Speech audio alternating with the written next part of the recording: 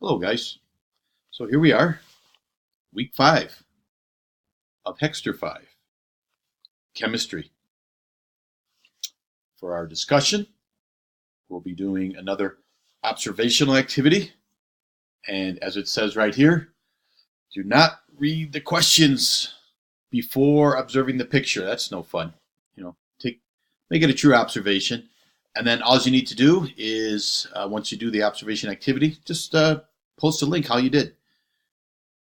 You're getting graded on if you did it, not on how many questions you got right. So just get it done, and you got yourself a nice grade there for the discussion activity. Plus, you've helped your own observational skills develop.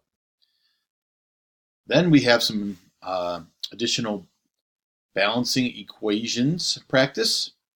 There's a short video, another explanation. I know a lot of us seem to be coming a long way and we're getting the hang of it. So here's another short video explanation and 5 beginning problems in balancing equations. Then we move on to stoichiometry. What? Stoichiometry? It's a funny sounding word. Stoichiometry made easy. So that's what this short video explains. If you can see, well, you can't see, but here's what it says. How many slices of bread do you need to make 7 grilled cheese sandwiches? So 2 slices per slice of cheese equals a grilled cheese sandwich. The question asks, how many do you need for 7? So they set it up as a problem, a visual problem, with 7 grilled cheese sandwiches, 2 slices to make 1. That equals 14 slices of bread, 7 times 2. Obviously very simple example, but this is what you're going to be doing when you do stoichiometry. You're balancing chemical reactions. How much of one product you need to make another.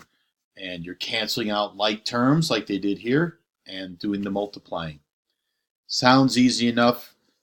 This is a great beginning to help you get ready for the upcoming stoichiometry problems. Okay, so if you notice, by looking at this week, it's relatively short as far as assignments go. However, great opportunity to make up for any missing work, which you'll start to see some zeros, which will be affecting your grade. You'll be seeing some zeros this week. So let's get that going.